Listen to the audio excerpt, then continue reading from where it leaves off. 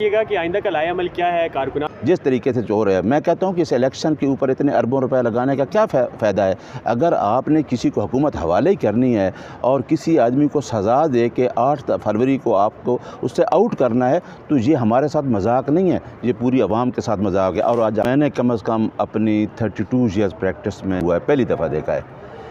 Court में मौजूद था, 2 केसेस के ट्रायल चलते रहे, तोशा खाना का और साथ ये इसका चल रहा था साइफ़र का और साथ इद्दत का भी, 3 ट्रायल शुरू थे। और जिस तरीके से इस ट्रायल के पीछे जो हिस्ट्री है वो है कि इमरान ख़ान को जितना दबाया जाए शायद वो किसी कंप्रोमाइज़ में आए या किसी डील में आए।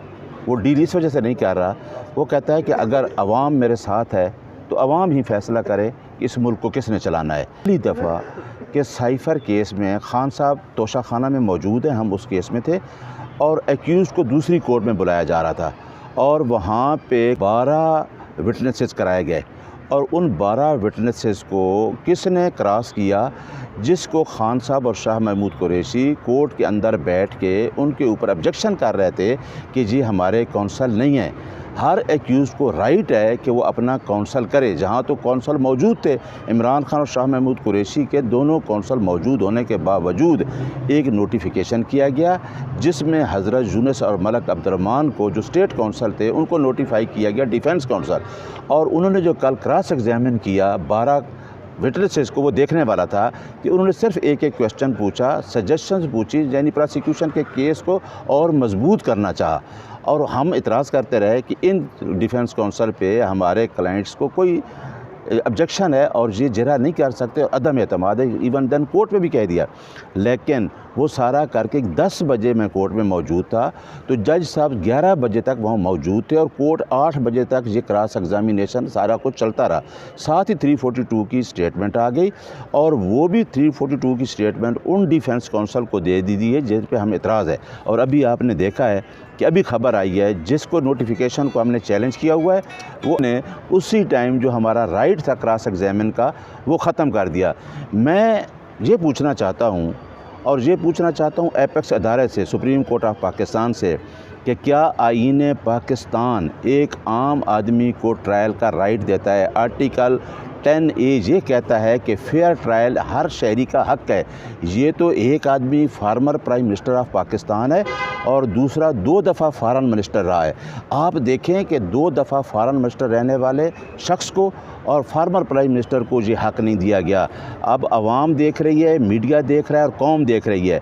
अब इस फैसले को कौन मानेगा कि ये फ़ैसला है? क्या ये अदालत का फ़ैसला है? क्या ये अदालत ने किस दबाव में फ़ैसला किया? और ये गवर्नमेंट जिस तरीके से चोर है, मैं कहता हूँ कि इस इलेक्शन के ऊपर इतने अरबों रुपए लगाने का क्या फ़ायदा है।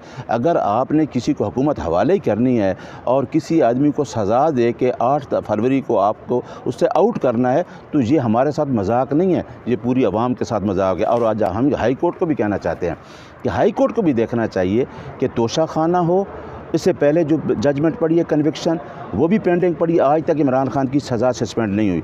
और आज जो हमने रिवीजन किया, हम सुबह गए हैं, जज साहब को उसी टाइम बुला लेना चाहिए था और सुनना चाहिए। लेकिन हमें पता है, हमें ये खबर आ गई थी कि 5 तारीख से पहले इनको सज़ा हो जानी है। अच्छा, आपको खबर आ गई थी कि 5 तारीख से पहले आ जाएगी। ये बताइएगा कि क्या हाई कोर्ट से रिलीफ मिलने की तवक्को है? हाई कोर्ट में आएंगे या सुप्रीम कोर्ट से रिलीफ मिलेगा? दूसरे ये भी बता दीजिएगा कि क्या कहीं कानून के मुताबिक 10 साल सज़ा बनती है?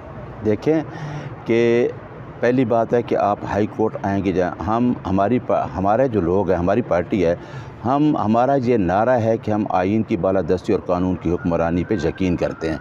लेकिन जो कोर्ट्स की तरफ से फ़ैसले आ रहे हैं वो कतई आइन की बालादस्ती और कानून की हुक्मरानी पे नहीं है।